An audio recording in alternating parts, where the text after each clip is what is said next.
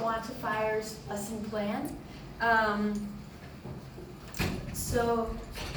One thing that's kind of exciting is I already know my future teaching context. I'm going to be a university teacher in a Lao university, so with ELIC, so it's exciting.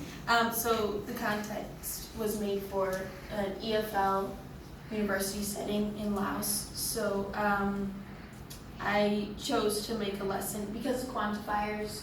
I chose to put this in like a high beginning class, like for like the CEFR or like the proficiency levels. It would be like A2. So I'm going to say in the previous lesson, students have already learned about count and non-count nouns, but in this lesson we're like applying it. And just kind of like my methodology that I was thinking through while doing this is I really wanted to try to make it in accordance with the communicative language approach. So I tried to add in kind of authentic context and some dialogues too, but I really had to keep reminding myself to do that because it was really easy to not do that. But so my main objectives are students will be able to identify the correct quantifier, many, much, few, a little when describing amounts of count and non-count nouns, and ask and answer how many, how much questions about several different topics. So for the warm-up and review, about 10 minutes, I was just going to have them do a partner review about kind of what count and non-count nouns are. So in partners, have them kind of explain to each other what they are and give an example. And then as like a whole group, can you see it up there? Mm-hmm. Yeah. Yes? Yes. Okay. And then as a whole group kind of game, just to get people moving, it's going to do kind of like a stand-up, sit-down game where, I'll say a noun, and if it's like a count noun, you stay standing. If it's non-count, you sit down. So, at the beginning of the lesson, kind of get people's blood moving. And that's actually a good way to have like an informal assessment or like to check in with what students know. So if people aren't sitting down or standing up at the right points, it might be time to change the lesson plan and go to plan B. But so for the presentation, as Dr. Seaman said, I'm going to use like charts and like a continuum to help. So I'm going to present it in a very direct way, just like a little bit of lecture. One, because it seemed like it was an easy way to do it for this concept, and also I think I've been trying to learn about Lao cultural context, and I think they're used to more direct instruction. So just wanted to kind of put that in a little bit. So my kind of preface is going to be, we talk about count and non-count nouns differently. We use different words to talk or ask about the amount of something. And so I'm going to ask them to write this chart down in their notebook, and I'm going to explain it as we go along. And then, as you can see, here's like a continuum, and talking about the different, I'm not going to call them quantifiers, because I think that's kind of it's a difficult word to say, and I'm just going to use the word like amount, when talking about different amounts. But, so on the bottom, the red is non-count, and on the top is count. So, and then I'm going to model this by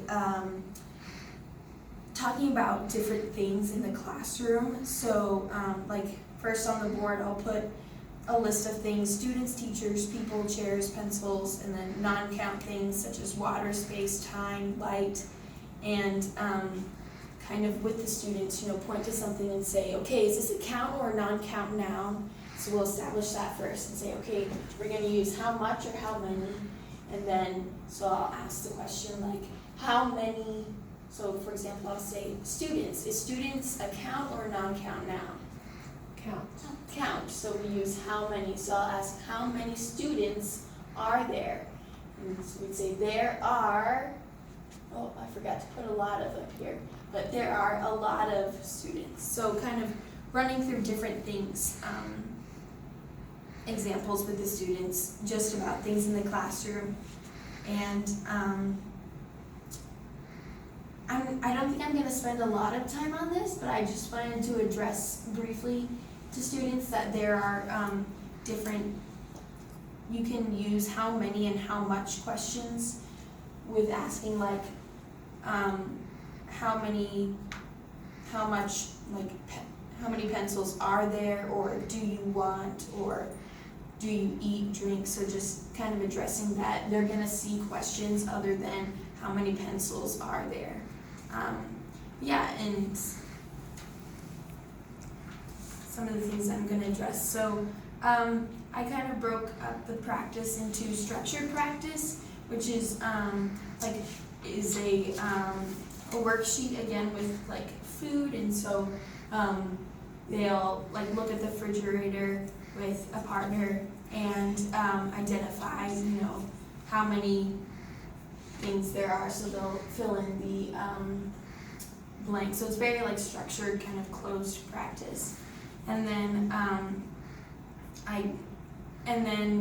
there's like production practice, and we're gonna do this activity, but there's a list of questions to ask about kind of different topics, and you'll see in the activity, but I'm gonna have people line up and stand up in 2 lines, and then people will ask each other how many and how much questions.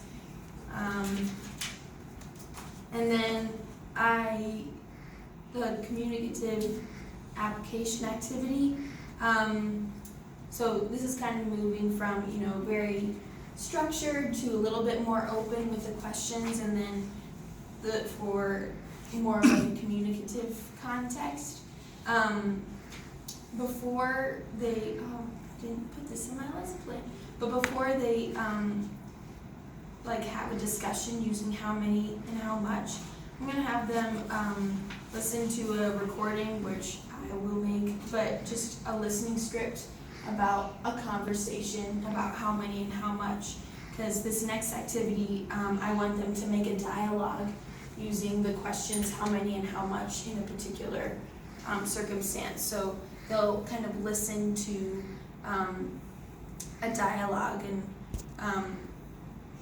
that models that. And then in the activity itself, the directions are: with a partner, write a dialogue about someone asking their friend about what their vacation was like. And in the dialogue, students should include at least 3 questions and 3 amount words. So I'm going to give students pictures here to kind of prompt them and to make these dialogues asking about their vacation. So this is, I have kind of 2 kinds. This one is with support. So at the beginning level, students might not know all these vocabulary words. So I just put some labels in there.